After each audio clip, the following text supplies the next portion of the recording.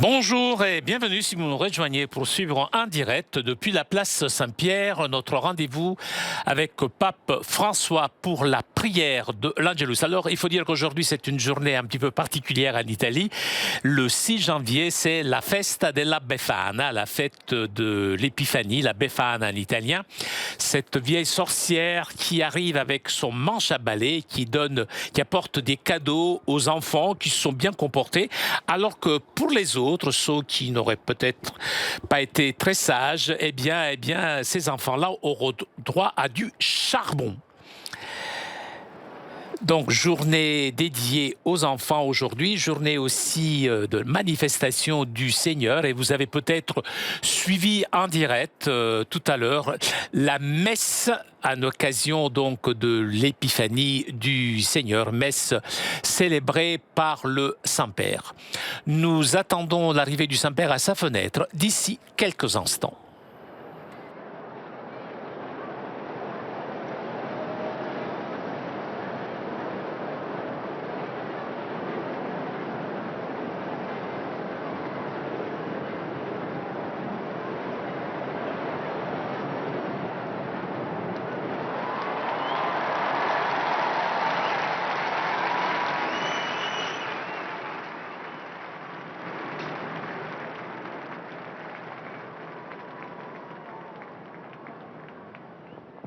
Cari fratelli e sorelle, buongiorno. Chers frères et sœurs, bonjour. Aujourd'hui, solennité de l'épiphanie du Seigneur et la fête de la manifestation de Jésus, symbolisée par la lumière. Dans les textes prophétiques, cette lumière est une promesse.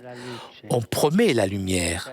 Isaïe, en effet, s'adresse à Jérusalem avec ces paroles. Début Jérusalem, resplendit, elle est vêtue ta lumière, et la gloire du Seigneur s'est levée sur toi. L'invitation du prophète, se lever puisque la lumière arrive. Cette invitation semble surprenante parce qu'elle se place le lendemain du dur exil et des nombreuses vexations que le peuple avait expérimentées. Cette invitation aujourd'hui résonne pour nous aussi, qui avons célébré Noël de Jésus, et nous encourage à nous lever, à nous laisser rejoindre par la lumière de Bethléem. Nous aussi, nous sommes invités à ne pas nous arrêter aux signes extérieurs de cet événement, mais à repartir de cet événement pour parcourir en nouveauté de vie notre chemin d'hommes et de croyants. La lumière que le prophète Isaïe avait annoncée dans l'Évangile est présente, cette lumière, elle est rencontrée. Jésus, né à Bethléem, la cité de David, est venu porter le salut aux proches et aux éloignés, à tous. L'évangéliste Matthieu montre différentes façons avec lesquelles on peut rencontrer le Christ et réagir à sa présence. Par exemple, Hérode et les scribes de Jérusalem ont un corps dur, ce cœur qui s'obstine et refuse la visite de cet enfant. C'est une possibilité de se fermer donc à la lumière. Il représente tous ceux que même de nos jours ont peur de la venue de Jésus et ferment leur cœur aux frères et sœurs qui ont besoin d'aide. Hérode a peur de perdre son pouvoir et ne pense pas au véritable bien des gens, mais uniquement à son intérêt personnel. Les scribes et les chefs du peuple ont peur puisqu'ils sont incapables de regarder au-delà de leurs propres certitudes et ils n'arrivent donc pas à saisir la nouveauté qu'est en Jésus. Totalement différente est l'expérience des rois mages. Venus d'Orient, ils représente tous les peuples éloignés de la foi juive traditionnelle. Pourtant, ils se laissent guider par l'étoile et affrontent un voyage long, dangereux, pour arriver au but, à l'objectif, et connaître donc la vérité sur le Messie. Les rois mages étaient ouverts à la nouveauté et pour eux se dévoile donc la plus grande et surprenante nouveauté de l'histoire. Dieu fait homme.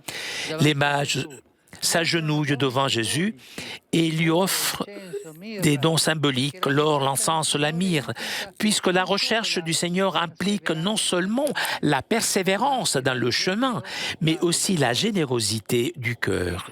Et finalement, ils rentrèrent dans leur pays. Et dit l'Évangile, ils retournèrent par un autre chemin. Frères et sœurs, à chaque fois qu'un homme ou une femme rencontre Jésus, il change de chemin. Il revient à la vie de façon différente. Il vient complètement changé, renouvelé. Donc ils rentrèrent à leur pays en portant à eux le mystère de ce roi humble, pauvre. Et nous pouvons imaginer qu'ils racontèrent à tous l'expérience qu'ils avaient vécue. Le salut offert par Dieu au Christ est pour tous les hommes, les proches et les éloignés. Il est impossible de prendre possession, de s'emparer de cet enfant. Il est un don pour tous. Nous aussi. Restons en silence dans nos cœurs. Laissons-nous illuminer par la lumière du Christ qui vient de Bethléem.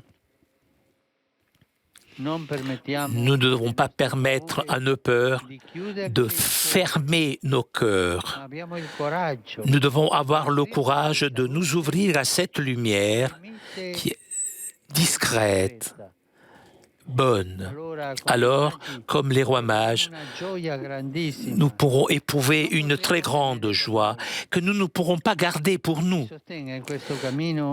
Que la Vierge Marie nous soutienne dans ce chemin. Elle, étoile qui nous conduit vers Jésus, et mère qui montre Jésus aux rois mages et à tous ceux qui s'approchent d'elle. Ave Maria, gratia plena, Dominus tecum, benedicta tui mulieribus et benedictus fructus ventris tui, Iesus. Santa Maria, Mater Dei, ora pro nobis peccatoribus, nunc et in hora mortis nostre. Amen. Ecce ancilla Domini. Fiat mi secundum verbum tuum. Ave Maria, gratia plena, Dominus tecum, benedicta tui mulieribus et benedictus fructus ventris tui, Iesus. Santa Maria, Mater Dei, ora pro nobis peccatoribus, nunc et in hora mortis nostre. Amen. In verbum caro factum est. Et habitavit in nobis. Ave Maria, gratia plena, Dominus tecum, benedicta tui mulieribus et benedictus fructus ventris tui, Iesus. Santa Maria, Mater Dei, ora pro nobis peccatoribus, nunc et in hora mortis nostre. Amen. Ora pro nobis Santa Dei Genitrix. Digni ficiamur promissionibus Christi. Gratiam Tuam quesumus Domine, mentibus nostris infunde, uc angelo nunziante, Christi Filii Tui, incarnationem coniovim, per passionem eius et crucem, a resurrectionis gloriam perducamur, per undem Christum Dominum nostrum. Amen. Gloria Patri et Filio et Spiritui Sancto. Sicut erat in principio et nunc et semper et in saecula saeculorum. Amen. Gloria Patri et Filio et Spiritui Sancto. Sicut erat in principio et nunc et semper et in saecula saeculorum. Amen. Gloria Patri et Filio et Spiritui Sancto. Sicut erat in principio et nunc et semper et in saecula saeculorum. Amen. Pro fidelibus defuntis, requiem aeternam dona eis Domine. Et lux perpetua luceat eis. Requiescant in pace. Amen. Sit nomen Domini benedictum. Et sos nunc et usque in saeculum. Aiutorium nostrum in nomine Domini. Qui fecit caelum et terram. Benedicat vos, omnipotens Deus, Pater et Filius et Spiritus Sanctus. Amen.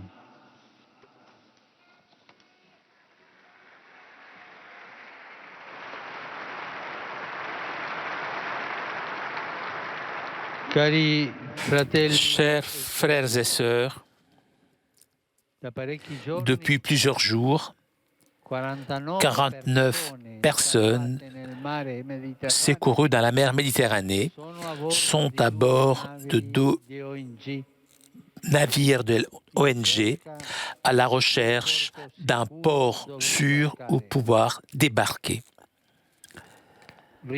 J'adresse un appel sincère aux dirigeants européens pour qu'ils manifestent leur solidarité vis-à-vis de ces personnes.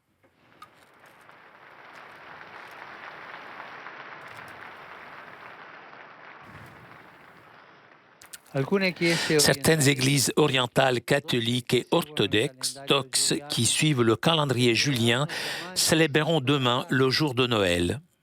Je leur adresse mes salutations cordiales et fraternelles en signe de communion entre nous tous, chrétiens, qui reconnaissons Jésus en tant que Seigneur et Sauveur. Bon Noël pour eux. L'épiphanie est également la journée de la mission des adolescents qui invite cette année les très jeunes missionnaires à devenir des athlètes de Jésus et témoigner l'Évangile en famille, à l'école et dans des lieux de loisirs. J'adresse mes salutations cordiales à vous tous, pèlerins, familles, paroisses et associations venues d'Italie et de différents pays.